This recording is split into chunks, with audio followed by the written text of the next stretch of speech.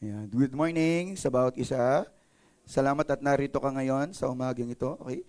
At napakalaga ng ating pag-uusapan sapagkat ito po ay regarding sa ating kaligtasan na tinanggap sa Panginoon. Amen po ba? Sino dito nakatanggap na ng kaligtasan mula sa Diyos, magsabi ng malakas na Amen.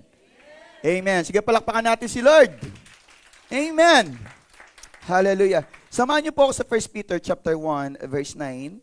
At ito po ang sinasabi niya. Ang sabi niya sa 1 Peter chapter 1 verse 9, sapagkat tinatanggap na ninyo ang bunga ng inyong pananampalataya, ang kaligtasan ng inyong buhay. No, napakaikli lang naman yun. Sabi niya, pwede ba nating basahin sabay-sabay? 1, 2, 3, read. Na inyong tinanggap ang bunga. Amen. Tayo po'y panadaliang yumukot manalangin. Dakilang Diyos, banal, makapangyarihan sa lahat. Salamat sa pagkakataon nito na muli, dinako mong aming pangyapak sa lugar nito upang nang sa ganun, Panginoon, ay kami na naman po, O Diyos, ay mapalakas ng iyong mga salita. Salamat, Lord God, because sa kabila ng kapaguran, sa kabila ng mga kaabalahan ng bawat isa sa amin, Lord, mas pinili ng bawat isa na maparito sa umaging to because, Lord, we have this faith in you na ikaw ay kikilos sa aming buhay, Panginoon. Alam namin na ang mga bagay na dinaranas namin, Lord God, ay ikaw, Panginoong Diyos, ang kakatagpo nito. Naniniwala kami, Panginoon, that today, pupunuin mo kami, Panginoon, ng kagalakan, ng pag-asa, Panginoon. At dalangin nga po namin na ikaw, O Diyos, ang magpahayag sa aming kalagitnaan sa oras nito. Walang sino man ang may tataas, madadakila, Panginoon. Gamitin mo lamang ang iyong lingkod, Panginoon, at ikaw maglangis sa aking mga labi, Panginoon. At dalahin ko, O Diyos, na ang kalakasan ay magmula lamang sa iyo, Panginoon. Salamat po. Kami po ay iyong gabayan sa umagang ito at pinagkakatiwala ang lahat sa iyong dakilang pangalan, sa pangalan ni Jesus. At ang lahat ay magsabi na malakas na, Amen, Amen, and Amen. Okay. So, good morning, and I believe marami sa atin ang sumasampalataya kay Lord Jesus. Amen po ba? At ang pagsampalataya natin na yon ay hindi lamang basta nanampalataya ka lang na parang ganun na lamang after receiving the faith that we have in Christ. Para bang that's it. Hindi po ganun, hindi doon nagtatapos yon. Kaya nga, ang sabi ng ating binasa, na inyong, sabi niya, tinatanggap. Ulitin natin, iyong tinatanggap. Ibig sabihin, may pagpapatuloy. Sabi mo, may pagpapatuloy. Hindi mo lamang siya basta tinanggap ngayon and then after that, it stop. Yung kaligtasan para bang tumigil na. Kasi marami mga Kristiyano na ang pagkakaunawa nila is that after they receive Christ in their life, okay, then that's it. Kaya nga nangyayari ay inaabuso nila yung kaligtasan na natanggap nila mula sa Panginoon. So, we need to understand salvation. Amen po ba? Andiyan ka pa ba? Marami ngayon, sinasabi nila, ako'y ligtas. Pero nauunawaan mo ba yung kaligtasan na meron ka? So, ito yung pag-aaralan natin this morning at ito yung pinamagatang understand salvation. Sabi mo, understand salvation. Yan. Napakahalaga kasi at napakaganda ng isang bagay na pinapasok natin o tinatanggap natin, dapat nauunawaan natin. Tama po? Tama? Kaya nga kapag bibili tayo ng gadget, bibili tayo ng mga ng sasakyan or whatever things na talagang medyo komplikado. Okay? May mga manuals na tinatawag para maintindihan natin how to operate it and how to take care of it. Nakuha po ba? Andiyan ka pa ba, church? So today we will understand salvation based sa salita ng ating Panginoon. Hindi ka lang kasi basta nagkaroon ng kaligtasan. Kailangan malaman mo yan. At upon knowing or understanding the salvation, then that's the time na talagang ma-appreciate mo yung kaligtasan na meron ka. Ang sarap kasi na ang isang bagay na tinanggap mo ay nauunawaan mo. Or kung saan ka man naroon ngayon ay nauunawaan mo kung bakit nariyan ka, kung bakit ikaw dumaranas niyan. Napakahalaga po ng understanding. Of course, especially sa kaligtasan na meron tayo ngayon. Marami sa atin, pumasok sila sa pag-aasawa, hindi naman talaga nila nauunawaan kung ano yung pag-aasawa. Kaya nga ngayon, sila po yung nagsisisi.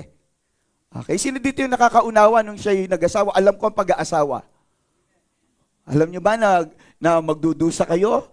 Alam nyo ba na marami kayong sufferings na dadanasin? Alam nyo ba na hindi natatapos yung pagkakakilanlan nyo? Alam nyo ba yung babaeng nakilala nyo nun o lalaking nakilala nyo nun ay iba nung siya pala inyong nililigawan at nung asawa mo na siya? Nakanyo po ba? Maraming mga bagay na kailangan nating unawain sa ating buhay.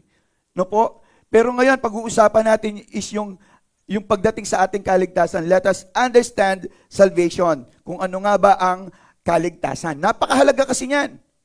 Napakahalaga niyan kasi napakahalaga ng tinanggap natin na pananampalataya that leads to salvation of our soul. And one thing na nakita ko dito, yung sinabi dito na word na tinatanggap. Ibig sabihin, up to the very end of our journey here on earth as a Christian, as a saved people, yung mga redeemed by the Lord Jesus Christ, sabing ganun, yung continuity, hindi natatapos. Sabi mo, may continuity. Ayan, ganun ang ating Panginoon, no? Napakaganda kasi ang Diyos hindi lamang siya pasimula. Ang sabi nga, siya hanggang sa huli. At kapag sinabing siya pasimula hanggang sa huli, ibig sabihin, naroon siya sa ating lakarin. Naunawan niyo po ba? Kaya nga last Sunday, ang ating Messiah, ang Messiah ng Panginoon, you are not forgotten by God. So ibig sabihin, kasama natin ang Diyos sa bawat lakbayin ng ating pananampalataya that leads to salvation of our soul. Amen? Nandiyan ka pa ba? Okay. So napakaganda. Una sa lahat, na dapat nating maunawaan is this, that salvation comes from God through faith in Christ. Nakuha niyo po ba? Nang kaligtasan ay galing sa Diyos, no? It is a free gift from God. Sabi mo, libre. Ayan, dyan naman tayo magaling Di ba? Kapag kalibre, gusto natin, kaya lang siguro ito yung isang bagay na libre na pinagpipilitan na, hindi mo pa maniningi, pero talagang pinagsasaksakan na sa'yo, pero ayaw mo. This is isang libre na bagay na, sandali, parang ayaw ko yan, kahit libre, ayaw ko yan. Pero hindi natin alam na ang kaligtasan na to ay napakalaking magagawa, hindi lamang para sa pagdating ng ating Panginoon, but also yung day-to-day life natin. Sabi mo, day-to-day life. Kaya nga ang sabi na binasa natin, na inyong tinatanggap. Nakuha niyo mo ba? So that is one thing na dapat nating maunawaan regarding sa ating kaligtasan. Na ang kaligtasan ay galing sa ating Diyos sa pamamagitan ng ating pananampalataya kay Kristo Jesus. Maliwanag yan. Ephesians chapter 2, verses 8 to 9. At ito po ang sinasabi niya. Punta po tayo sa Ephesians chapter 2, verses 8 and 9. Sapagkat sa biyaya, it is by grace that you are saved. Sapagkat sa biyaya, kayo'y naligtas sa pamamagitan ng pananampalataya. At ito'y hindi sa pamamagitan ng inyong sarili, so hindi nagmula sa tao. Nakuha niyo po ba? Kailangan natin maunawaan yan ang kaligtasan na hindi nagmula sa tao. Hindi lang ibig sabihin tao, kundi religion na itinatag din naman ng tao. Nakuha mo ba? Because many people believe na ang kapag sila'y bahagi ng isang sekta o ng isang reliyon, ng isang grupo na nagsasabing or they are claiming that they are the true one, na ang kaligtasan ay matatagpuan nyo sa religion na to o sa grupo na to, ay mali po yun. Huwag kayong maniniwala doon. Sapagkat walang kaligtasan labas sa ating Panginoong Jesus. We need to understand that. Nakuha niyo po ba? Kaya nga alam nyo, kahit bahagi kayo ng gawain nito, it doesn't mean save ka. Naaligtas ka dahil sa biyaya ng Diyos at sa iyong pananampalataya sa ating Panginoong Hesus. Okay? Sapagkat sa biyaya kayo'y naligtas sa pamamagitan ng pananampalataya at ito hindi sa pamamagitan ng inyong sarili, ito'y kaloob ng Diyos. Verse 9, ano sabi niya? Hindi sa pamamagitan ng mga gawa upang ang sino man ay wag. Napakaganda ng sinasabi ng Panginoon. It is a reminder. Kaya huwag mong sabihin, mabait naman ako Ligtas na ako. Kaya nga ang ating pagkakaunawa kapag ang isang tao ay namatay at siya po'y namatay ng mabuti, mabait, mapagbigay, matulungin, ang kaisipan natin, nasa langit yan. Ligtas yan. Siya nagsasabi. Nagsasabi lang tayo based dun sa ating nakita. Sa pamumuhay niya na talagang all throughout his life, talagang naging mabuti siya. But ito yung pinakamahalaga. Walang kaligtasan kapag hindi tayo nanalig na ng palataya sa ibinigay na kaligtasan ng ating Diyos sa pamamagitan ni Kristo Jesus. Yung pananampalataya natin kay Jesus. Walang relihiyon, again, ang makapagliligtas sa tao. Ito yung katotohanan. Walang relihiyon makapagliligtas sa tao. Kaya nga kahit saan ka pa pumuntang church, kahit na born again church yan, they cannot save you. they can teach you on how to save and who can save you, may tuturo nila yon. Kung paano ka maligtas at kung sino yung magliligtas sa'yo. Okay, naunawan niyo po ba?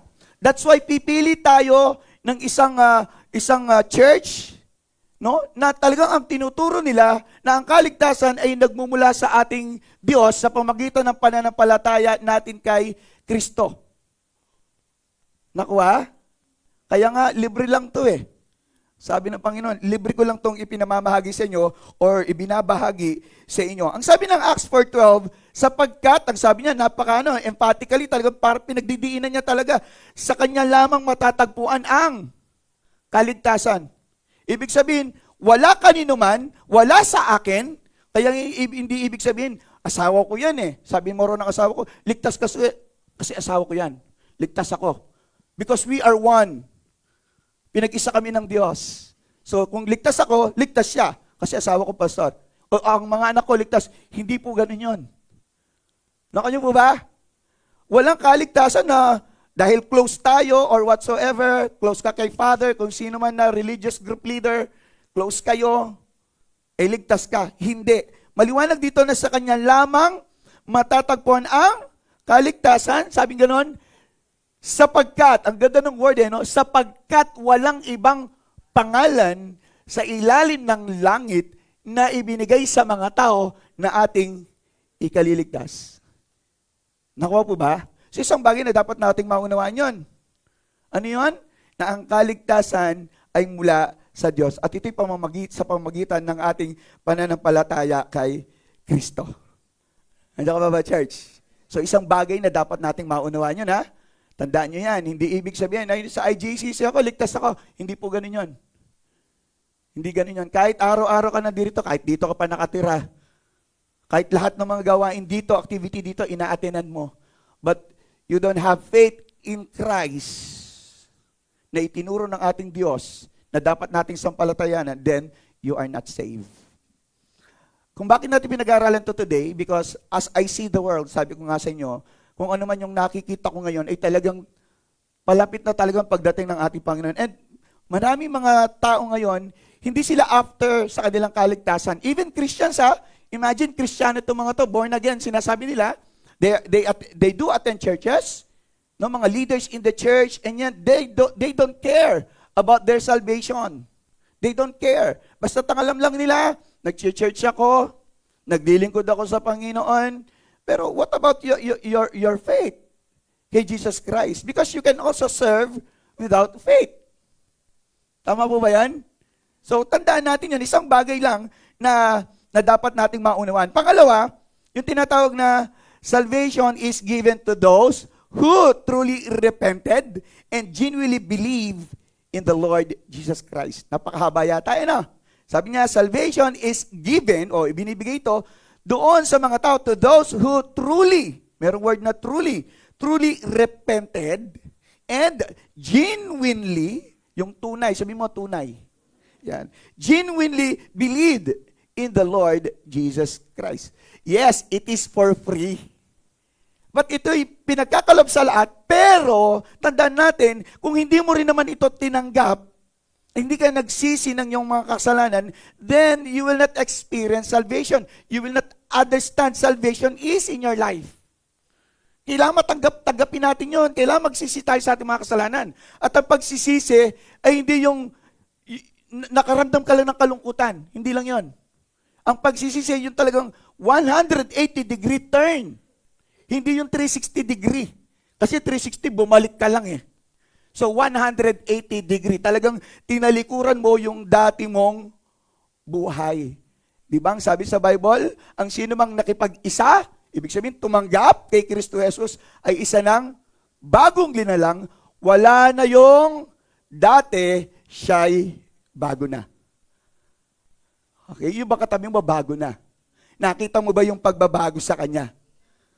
Nung una mo siyang nakilala nang wala pa siyang kaligtasan, hindi pa niya kilala si Kristo, no? And then suddenly, you invited him or her in this church, present mo si Lord Jesus sa kanya as their personal Lord and Savior, tinanggap nila yon, and then they repented, And then ngayon, ano na siya ngayon? Ano na yung itsura niya ngayon? Nagbago ba? O gaya pa rin siya nung dati? Gumanda ba siya ngayon?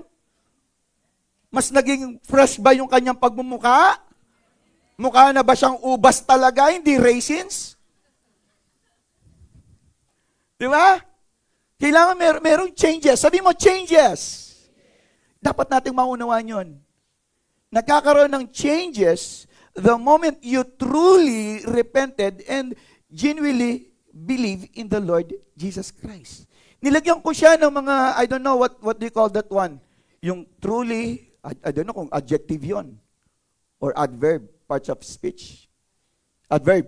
Okay, thank you, Esther. Adverb. And then yung genuinely, bakit yung sinabing believe lang? Bakit may genuinely? Di ba? Parang ina-amplify yung another word para ito dapat yung gawin natin. There must be truly in our heart, we repented doon sa ating mga nagawang kasalanan.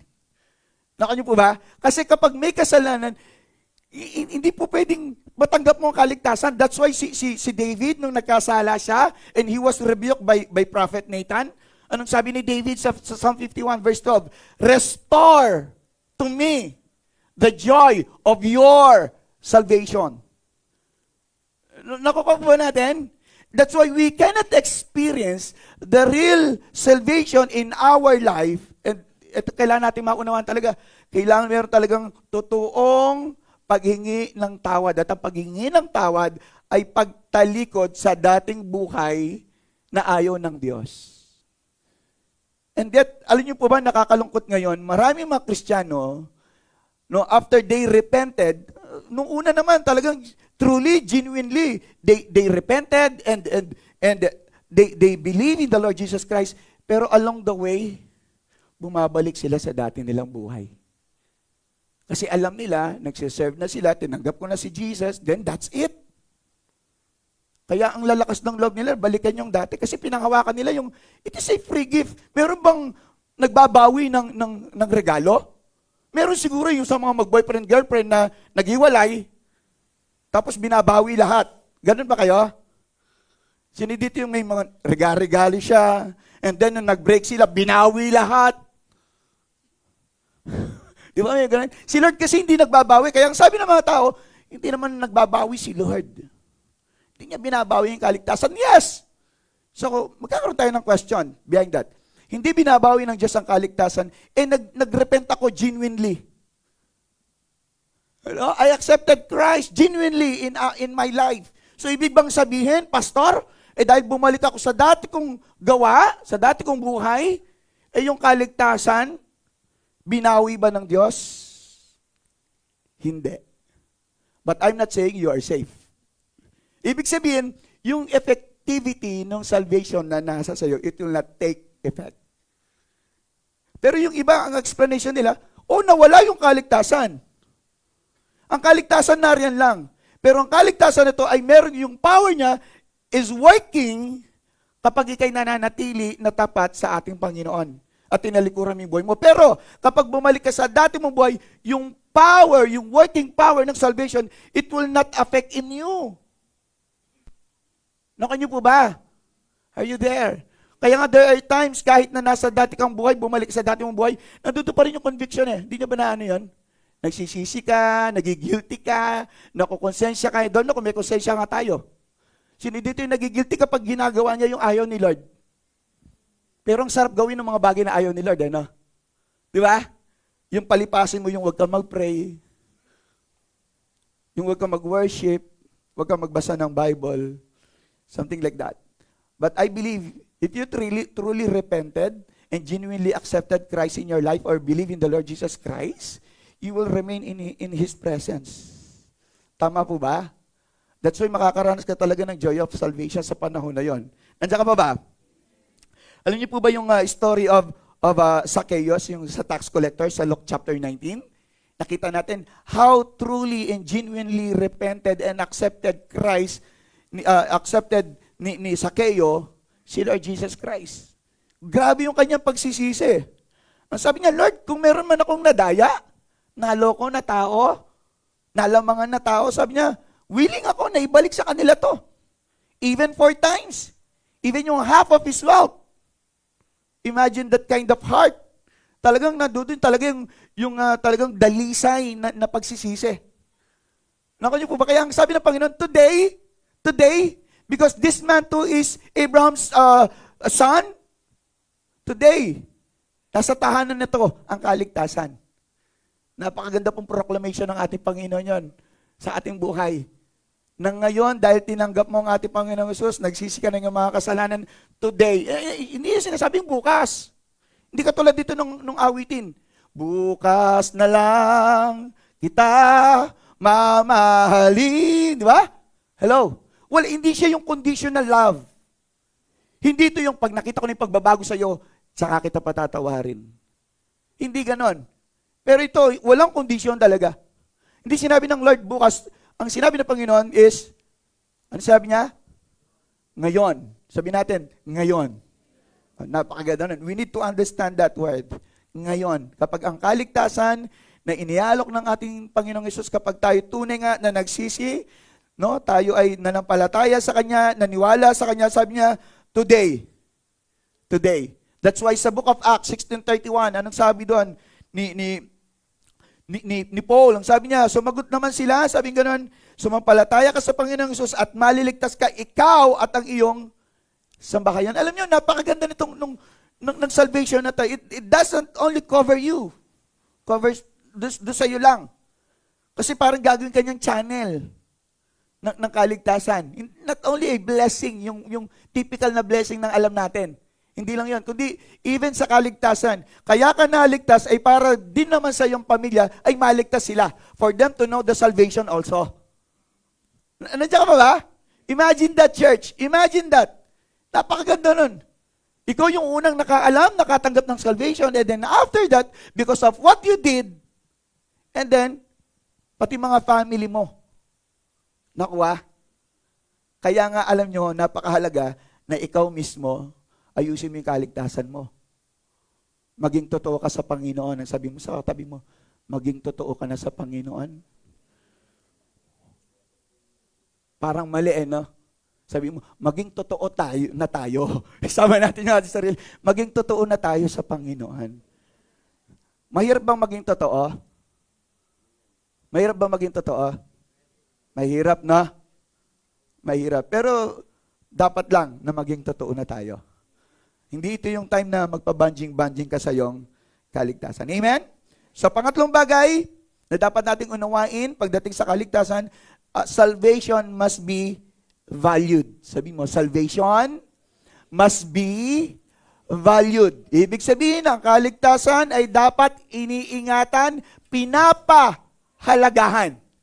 Nakuha mo ba? Hindi ibig sabihin, nasa yun then wala ka nang gagawin. Nasa akin na nasa possession ko na. Hindi ganun yun. Maliwanag ang sinasabi ng Bible, Philippians chapter 2, verse 12, anong sabi niya?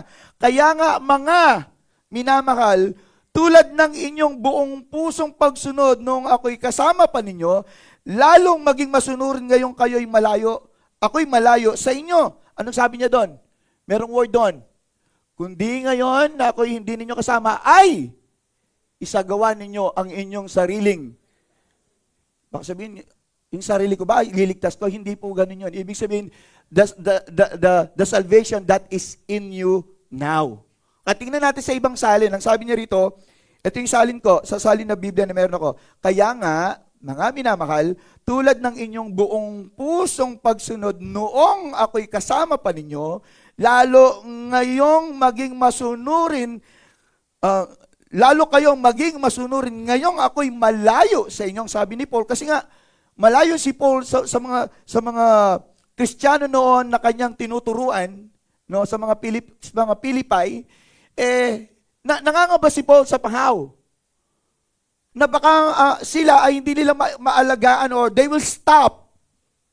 That they will stop. Ito yung pangamba ni Paul noon. Kaya ang sabi niya, ini-encourage ni Paul ang mga naligtas sa Pilipay, ang sabi niya, pagsumikapan nyo, sabi niya, yun yung word, that's the word. Pagsumikapan, ibig sabihin may pagtsatsaga, may pagsusumikap. Hello! Ibig sabihin may gagawin. Nakuha? May gagawin tayo. Hindi ka lang basta tinanggap mo si Jesus, no, nagrepent ka, may gagawin ka. Nako niyo po ba? Hindi ibig sabihin nag-asawa ka na, sa'yo na yan, kinasal na kayo, may kontrata na kayo, o kasal na tayo. Then that's it. Hindi po ganun yun. Merong kaakibat yon. Kaya nga ngayon pa lang sa mga mag-asawa, think of it first. Sabi ko nga, merong mga tao, they are ready to the wedding, but not to the marriage. Nako niyo po ba? Hinihanda nila yung kasalan, pero yung pagiging kasal na, yung mag-asawa na, to have a family, hindi nila pinaghandaan yon. May gagawin tayo. May kasunod yon. May kasunod ang lahat ng bagay sa ating buhay. Nako niyo po ba? Hindi ibig sabihin, nakamtan mo na yung gusto mong profesyon, or kurso, or trabaho, then that's it. Hindi ganun yun. May gagawin pa yon. May mga kaakibat yon. Nako po ba? Hello? At saka pa, kaya ang sabi dito, kailangan nating pagsumikapan. It must be valued. Pag-ingatan natin. Again, nawawala ba yung salvation? Ito yung laging usapin eh. Nawawala ba? Sabihin, oo. Yung iba, hindi. Ako, ang salvation for me, nariyan lang yan. Ipinagkalob na sa'yo, kung nasa iyo na yan. But again, yung trabaho ng kaligtasan, yung purpose na kaligtasan sa iyong buhay, kapag hindi ka nagpatuloy sa katuwiran, sa pagmamahal, sa paglilingkod sa ating Panginoon, then yung work nun, yung power nun, hindi mo mararamdaman. Naku niyo po ba? Hindi naman talaga, ate na yan, hindi naman kukunin ni Lord na ganun eh. Na literal, ate yung salvation mo, nariyan lang yan sa'yo. Because that salvation that comes from God ay naghihintay pa rin siya na ikaw ay magbalik loob sa Kanya. But the moment you reach the time of the rapture of your death, yung salvation na yun, it will not take effect in your life. Naunawaan niyo po ba? Ganun lang kasimple yun. Pero yung salvation, nariyan lang yan. Hindi nawawala. No? Nasa tabi mo, nasa sayo lang yan. Pero kapag hindi mo winark out yan, parang ano lang yaman eh. Asawa mo, pag di mo pinahalagaan, aalis sa'yo yan. Iwanan ka niyan. Nariyan ka pa ba? Lahat ng mga bagay na hindi natin pinapahalagaan sa ating buhay, na ipinagkaloob sa ating Panginoon, na napakahalaga, nawawala yan. Naku niyo po ba? Maaring sa bahay nyo, nariyan lang siya, pero hindi nyo pinapahalagaan. Yung TV, nariyan lang sa loob ng bahay, pero hindi mo pinapahalagaan, hindi mo iniingatan. Ano mangyayari sa kanya? Yung TV, sasabihin, pinatay ko lang eh. Tapos after 2 years, doon mo sininde. Ba't ganun sira na? Naku kanyo ha, ganun lang ang salvation. Parang sasakyan, in-stock mo lang for how many years, hindi mo iningatan, hindi mo maintain. And then, after how many years, bakit ganun? Ba't na-flat? Bakit nag-stock up? Hindi na niya ngayon magampanan yung purpose niya. Naku nyo po ba? Same as kaligtasan. Naunawaan? Kasi baka mag-away-away tayo doon. Okay? Baka mag-away-away tayo doon. Kaya nga sabi ng Panginoon, let us not abuse salvation in our life. Marami kasi mga abusong Kristiyano. Kasi sinasabi, ligtas na ako eh. Once saved, always saved. O sas, I don't think it's true. Hindi po totoo yan that once saved, naligtas ka na, then ligtas ka na panghagan. Kasi baka maging lisensya natin to para tayo magkasala. Para kang pulis, dahil pulis ako, okay lang. Pasukin ko yung one way. Pulis naman ako yung nanguhuli eh. Which is wrong. Tama? Ganon din yung mga matatanda. Hindi, matanda na ako. Tatay ako, okay lang magbisyo sa akin. Ikaw, bata ka pa lang, wala ka pa trabaho. Something like, para bang kapag matanda ang gumawa, it's okay. Kapag bata, hindi. Nauna niyo po ba? At saka pa ba? So, salvation must be valued. Isang bagay na dapat nating maunawaan. Sabi mo sa katabi mo, ingatan mo, pahalagahan mo ang kaligtasan mo. Alam nyo, maraming mga Kristiyano ang iiyak pagdating ng rapture. Ang sabi ng Bible, makikita natin, ang ating Panginoong Hesus ay bumababa mula hanggang sa alapaap. Bumababa siya. Jesus is coming. Sabi ganon. And then, maraming mga Kristiyano na titingin sila at akala nila kasama silang mararapture. Ito yung expectation nila. Kasi nga, sila po yung nagkaroon ng kaligtasan. But they did not value their salvation. Kailangan pahalagahan natin ang ating kaligtasan. No, kanyo po ba? Tandaan natin yon. Kailangan nating pahalagahan ang ating kaligtasan. Okay? isang bagay na nais ng Panginoon sa atin today, to think of it, let us examine yung kaligtasan na meron ka. Pinapahalagaan ko ba to? Ano ba yung estado ng kaligtasan na meron ka ngayon? Isang bagay na talagang mapapatanong kayo, o nga no, kumusta kaya yung salvation ko? Ano ba yung ginagawa ko ngayon sa salvation ko? What do I do? Talaga bang iniingatan ko to? Pinapabayaan ko lang. Tama? Hello, nandiyan ka pa ba? Iniingatan ko nga ba itong kaligtasan na to na meron ako? Isang bagay talaga na dapat nating uunawain.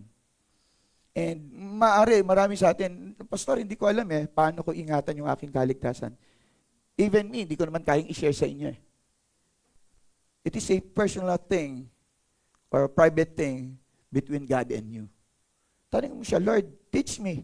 Paano ko ba mapangalagaan, mapalakas, mapatibay, mapatatag ang aking kaligtasan? Okay, parang nang sa ganun, magkaroon ng katiyakan, yung tinatawag na assurance of salvation. Merong ganun Dapat we must assured our salvation till the very end. Kasi alam niyo po ba, dito kasi magkakaalaman Dito magkakaalaman. Malalaman mo dun sa pinakahuli, sa pinakadulo ng ating takbuhin, lalo na kapag umarap na tayo sa ating Panginoon, doon mo malalaman talaga kung ligtas ka Doon mo malalaman kung talagang ligtas ka. At doon mo rin malalaman na talagang you do really work for it. Nagsumikap ka sa iyong kaligtasan. Marami kasi mga Kristiyano napapagod sila when it comes to their salvation. Hindi ka naman dapat mapagod sa kaligtasan. Imagine, kaligtasan yun Bakit ka mapapagod? Tama mo ba? Hello? Sa trabaho nga, pagod na pagod ka pero hindi ka sumusuko Tama? Sa pamilya mo nga, hirap na hirap ka, hindi ka sumusuko Bakit? Ba't ka sumusuko pagdating sa family mo? Pero pagdating sa salvation, sumusuko ka. At sabi nga, nahihirapan daw tayo sa ating pamilya, nahihirapan tayo sa ating trabaho, sa ating mga finances, pero nagre-resign ka kay Lord. Nagre-resign ka sa ministry. Bakit? Bakit pagdating kay Lord, andali nating, wait lang, sandali lang, pahinga muna ako. Bakit ganun? Pero bakit pagdating sa family, pwede bang, sabi nga ng mga nanay, pwede bang mag-day off ang mga nanay, na hindi muna ako nanay ngayon? Meron bang ganun? Wala naman siguro Ang mga nanay, kahit na hindi na sila nagtatrabaho, nag-cellphone na lang sila sa bahay, kahit, halimbawa, tapos na yung kanilang mga gawain sa bahay, nagpapahinga na sila. Ibig bang sabihin, hindi sila nanay that time? Nanay pa rin yun. Nanay pa rin yun. And that is part of their being a mother to us. Yung pahinga. I don't know kung alam nila yung word na yun. Tanong nyo yung nanay dyan, alam nyo ba yung pahinga? Kasi akala ko alam lang nila sweldo, ATM, yung mga ganun ba? Akala ko ganun lang yung mga alam nila. Sabon, delata, akala ko ganun lang. Alam din ba nila yung pahinga? Dapat alam nila yon. Magpahinga muna silang kakatak. Pahinga muna silang maglaba. Tama ba? Hello? Okay, sa mga darating na mga araw, Mother's Day, okay, lahat ng mga kananayan, okay, so, inaano ko na po kayo, binabati kayo. Ang sabi sa Pedro, sa 1 Pedro 2:2, gaya ng sanggol, kayo'y, sabi niya, manabik sa dalisay na gatas na espiritual upang lumago kayo sa kaligtasan. Dapat may tinatawag na cravings. Sabi mo, cravings. Ang sarap kapag nagki-crave ka talaga. Pag nag-crave ka, gusto mong maranasan niya. Tama ba? Tama ba? Sino dito yung nagki-crave ng isang bagay? Gusto ko maranasan ko yan. Kasi that's the time nagkakaroon ka ng satisfaction and fulfillment in your life. And somehow, nakakaranas ka ng completeness in your life. Tama po ba? Kaya nga sabi dito sa Bible, gaya ng sanggol, hanapin natin, nasahin natin, tingnan natin, mithiin natin, desire for it. Sabi nga nun, gaya ng mga sanggol na bagong silang ay mithiin ninyo ang malinis na spiritual milk. Imagine that, okay? Upang sa pamamagitan nito'y lumago kayo tungo sa kaligtasan. Let us crave for it. Hanapin natin, saan ba yung gawain na yan? Saan ba yung prayer meeting na yan? Kapag Kristiyano, alam nyo, napakadalang lang ngayon na, excited, saan ba yan, pastor? Sama ako. Hindi nga nagtatanong yan eh. Hindi nyo nga tinatanong, saan kaya si pastor ngayon, sa kaya yung gawain? Wala. You're not craving for it. Hindi natin pinapahalagaan yung ating kaligtasan. Subalit, ang sabi nga Bible, we need to value salvation. Isang bagay na dapat nating unawain yan. Amen po ba? Kasi baka kapag kailangan mo na, hindi mo magamit, wala na. Magsisisi ka sa huli. Amen po ba? Nandiyan ka ba church? Kapalakpan natin si Lord. Last two. Ang sabi rito, another thing that we need to understand regarding our salvation is, salvation serves as an instrument, sabi ko nun, for us to keep on serving God until Jesus comes. Ibig sabihin, ito daw yung nagsisilbing instrumento or nag-i-encourage sa atin or nagpapalakas sa atin para tayo magpatuloy na maglingkod sa Panginoon.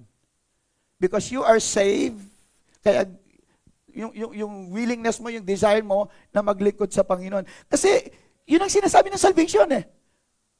Kapag ligtas ka, nasa iyong salvation at ito yung pinapahalagahan and part of our valuing ng ating kaligtasan is yung mag-ministry tayo, hindi yung tatalikuran mo. Dahil wala kang time. No? Ito yung nag-uudyok sa atin. Dahil ligtas tayo, dahil nasa iyong kaligtasan. And we need to understand that because you are saved, you must and you need to serve God.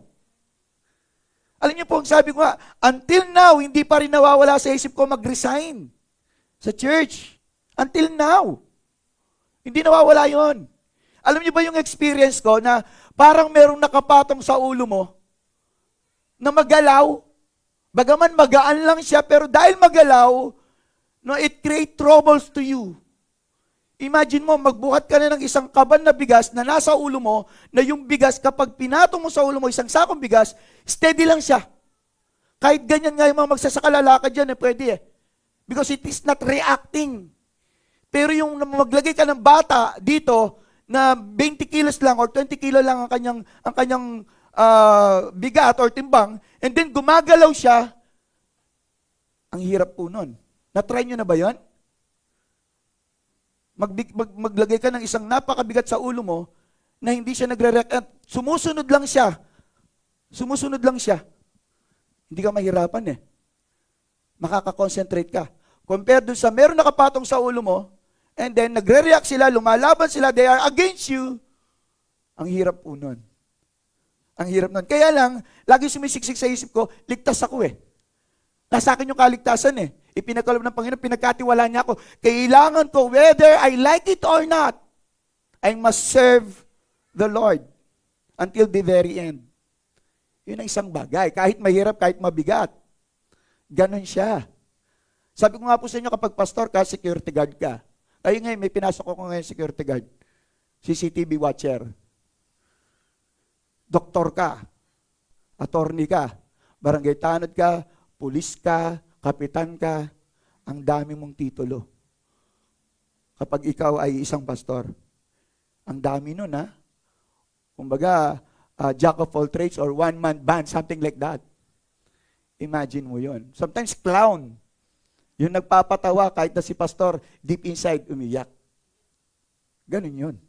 Kahit na may kabigatan, nagpapagaan ng damdamin ng ibang tao. Alam niyo po yung na-encounter namin today, lately, sabi nga ng ating kapatid kanina, Sister Marlene, alam niyo, ang bibigat ng mga pinupunta namin, lalo na yung yesterday. Hindi pa mabigat yun na ikaw ay cancer patient. Stage 4 ba yun, sister? Stage 4 cancer patient. Sabi ko sa inyo, yung atin ni Sister Marlene yun, nahawakan mo lang na ganyan, sabi niya, ang sakit nun. Hindi na nga siya maka-straight eh. Nakagano na lang kasi kapag naka-straight siya, mag-i-stretch yung kanyang balat, na, parang napupunit. Imagine that, church. Ako nga, ito lang yun eh. Ito lang yun, halos mapunit yung, parang napupunit siya. Yung kukontrolin mo, yun pa kaya. And you know what? Nakitaan namin siya kahapon ng pag-asa sa kanyang buhay. Ang sabi nga ng ating kapatid, Sister Marlene, Pastor, ayaw na niya magpa-chemo before. Ayaw na niya. But she found hope. Kailan? Nung narinig niya yung Word of God na nagbibigay ng kaligtasan. Grabe. Ang sabi ni Sister Marlene kahapon, Pastor, magpapa-chemotherapy na raw po siya. At saka ang saya-saya niya kahapon. Grabe. And alam niyo po ba, isang balita pa doon? They themselves offer. Sabi niya, kina Pastor Jerome sa amin, no, kasama kami, sabi, Pastor, pwede bang magkaroon talaga ng gawain dito? So every Saturday, it's either 4 or 5 o'clock. Sabi nung isa, ako po yung magdadala ng mga upuan. Sila itong isa mag-i-invite. Grabe. Ganon katindi. Imagine that, na magkakaroon ng gawain sa lugar na yon, na may stronghold. Ang bigat kaya ng labanan doon. Pero praise God, no? Ang Diyos talaga'y kumikilos. Ano po? Tama ba yan, church? So kami naman, kahit nakakatakot sa lugar na yon, sa totoo lang, di ba, Sir, nakakatakot sa lugar na yon? Hindi naman siya tondo. No? Ang tawag doon sa lugar, gulong maragol. Gulong maragol. Pulong maragol. Akala ko gulo eh. Gulong malaki. Malaking gulo. Something like that. Hindi kasi, yung lugar doon, baluarte pa mo ng incomplete yon. Baluarte na incomplete siya, tama, sister? Nandun siya, laki nung kanilang doon. So ngayon, pinasok natin na napakaliit lang natin. Pero ang laki ng Diyos natin doon. Imagine mo, iskinita yung dadaanan namin, di makapasok yung sakyan. At kailangan mong makiusap mo na, Sir, pwede po mag-park dito. Sige, akong bala dyan. Para bang yung magtotong ka? Kaya nung pag-uwi namin kahapon, order kami, may tindahan, bili na soft drinks, bigay dun sa isang nandudun. Yung bago ka pumasok sa eskinita, merong isang tindahan, laki ng katawan Laki ng katawan, sabi ni Sister Marlene, di ko po kilala yan, Pastor. Bago lang dun. Ang laki ng katawan. No? So, binigyan namin ng soft drinks. Makita mo siya, ganun yung naging attitude niya towards us. Okay lang yan, sige. At least may parking na kami every time na pupunta kami doon. Okay? Dinikitan talaga namin mga malalaking katawan. No po? So, napakabuti ng Panginoon. And God is using people. No? Hindi nawawala ng pamamaraan ng Panginoon para tayo po'y makapagpatuloy ng makapaglingkod sa Kanya. Ganyan naman ang ating Diyos. Amen po ba? Amen. So, last, isang bagay, that salvation must be preached. Napakasimple lang. Ibig sabihin, huwag mong sarilinin ang kaligtasan na meron ka. Sabihin sa tabi mo, huwag kang makasarili. Ayan. Share mo naman yon. Kailangan maibahagi yan. Bakit? Kasi ang sabi ng Panginoon, Jesus came, or the Son of Man came to seek and save who are lost. Hinahanap ng Panginoon yan. Tulungan natin ang Panginoon na hanapin yon. Amen po ba? At ikaw yung gagamitin niya para makita yon, para matagpuan yon, para maganap yung layunin ng Diyos sa Kanya. Ikaw yung susi. Naku niyo po ba, church? Ikaw yung susi. Mukha ka bang susi? Make mga curve. Alam nyo, sa totoo lang, di ba yung susi, may pag ganon? Parang tayo pag side view. Di ba? Susi ka pala. Kasi si Jesus nasa iyo. Kaya nga, huwag mong ipagkait yun to unlock the closed door. Sabi mo, Pastor, sagrado katoliko po yan. Nakakandado, nakapadlock, nakabolt. So what? May combination pa yan, Pastor. Ano ba yung John 3:16 lang yung combination pambubukas ng Lord dyan. Amen po ba? Kahit na, ikaw yung susi Ikaw yung para bang universal key. Master key, that's right. Mga, alam mo yung mga dating mga gumagawa ng susi. Doon sinabing mga gumagawa ng susi dati yan. Kaya alam niya yung word, master key. Imagine the church. Di ba? Sino mag-aakala na yung ganyang pagmumukha, yung ganyang estado sa buhay, ay gagamitin pala ng Panginoon. That's why, now I know, I understand bakit pinagkatiwala ng Diyos ang kaligtasan sa akin. Kasi ang susi, hindi naman lahat pare-pareho. May iba-iba yan. Tama, kahit Amerilac yan, iba-iba pa rin yung curve niya. To open a special or specific padlock. Naku niyo po ba? Baka gagamitin ka sa kapitbahay mo, kung kanino pa man, magulang mo or whatsoever. Baka ikaw yung gagamitin. And I believe, it is you. Ikaw yon. Ikaw yon. No? Napakagandang malaman nun. And ang sabi ng Bible sa 2 Timothy 4:2, preach the word. Sabi niya, preach the word. The word of salvation. Yun yun. Yung salita na nagliligtas o salita ng kaligtasan. Kaya ang sabi ni Paul, Romans 1:16, I am not ashamed. Bakit? Tingnan natin Romans chapter 1, verse 16. I am not ashamed of the gospel. Dito siya naiya. Bakit? Kasi it is the power of God for the salvation of many. Naunawaan niyo po ba? Bakit ko ikakaya yun kung ikakabuti ng tao na to? Kung ikaliligtas niya, bakit ko ipagkakait sa kanya yung kaligtasan? Kung ikaw nga, gumanda ka sa chinchonso, sineshare mo eh. Uy, alam mo kapatid, gumanda yung mukha ko sa chinchonso. Di ba, sinare mo sa kanya? Sometimes nga, indirect yun eh. Kahit hindi mo sinare sa kanya, dahil nakita niya yung pagmumukha mo, wow, ano ginagamit mo? Sunscreen? Bakit blooming ka? Di ba? Tama ba? That is an indirect evangelism. Naku niyo po ba? Kapag there is something in you na nakita nila and they want it to happen or to experience also in their life, gusto nila lang maranasan sa buhay nila, sila mismo magtatanong eh. Tama po ba yan, church? Amen ba yan? Again, sabi niya, sapagkat hindi ko kinahiya. Kinahiya mo ba? Hindi. Oh. Hello. Di ba nga, ikaw paminsan-minsan, nahiya ako mangutang pero kinakapalang may mukha mo, di ba? Nahiya ako lang mo pero kailangan eh. Parang ganun din niya sa kaligtasan. Nahiya ka pero kailangan. Naku niyo po ba? Kailangan na ma-share yan. We are not ashamed of the gospel of Christ. Sabi, sapagkat ito ang, kapangyarihan. Ulitin natin, ito ang, church, every time we preach the word of God or the gospel of Christ, there is power. Imagine mo yon. Nag-share ka ng word of God, John 3:16. Kapangyarihan pala yon. It's not just an ordinary word or verse. It is power. Nakuha. Sapagkat ito ang kapangyarihan ng Diyos para daw saan? Kaligtasan ng bawat sumasampalataya. Una sa Hudyo at ganoon din sa mga Grego. Ibig sabihin, it has no boundaries. It has no boundaries. Grabe ang ating Panginoon. From then until now, no, ang gusto ng Panginoon ay maihayag ang kaligtasan sa lahat ng tao. May gustong tao ka na mabago yung buhay, mabago yung pag-uugali, naawa ka sa kanila. And the first thing we do is we give them something, groceries, money, or whatsoever, dahil nalulungkot ka, naawa ka sa kanila. Church, meron pang ibang bagay para mas lalo silang umasenso or makaahon sa kahirapan nila.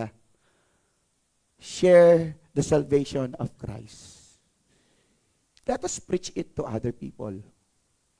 Now, if you want to make a change in this world, in others' life, gusto mong mabago sila, gamitin mo rin yung kaligtasan na narinig mo, tinanggap mo, sinampalatayanan mo, iningatan mo, at pinipreach mo sa kanila para mabago din naman ang kanilang buhay.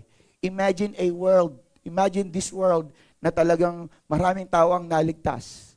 Kasi pag sinabing naligtas, talagang wala na yung dati, siya'y bago na. Imagine a new thing. Di ba napakasarap yata nun? Tama ba? Yung lahat tayo may bago. O lahat tayo na bago. Ang ganda nun. Ang ganda nun. O gusto mo ikaw lang yung may bago at na bago. Bahala sila. Hindi ka naman makasarili. Tama po ba? Hindi ka naman makasarili. Sabi mo sa katabi mo. Okay. Meron po akong iwanan sa inyong verse and this is sa Psalm 68 verse 20. Ang sabi rito, our God is a God who saves. Katindi ng Panginoon natin. Ano? Our God is a God who saves. Napakadali lang na sinasabi ng Panginoon. And if we already understand what salvation is, or the salvation that we have right now in our life, magiging madali na lang talaga sa'yo na magpatuloy sa gawain sa ating Panginoon. And you will enjoy the fruit of your salvation. Amen po ba?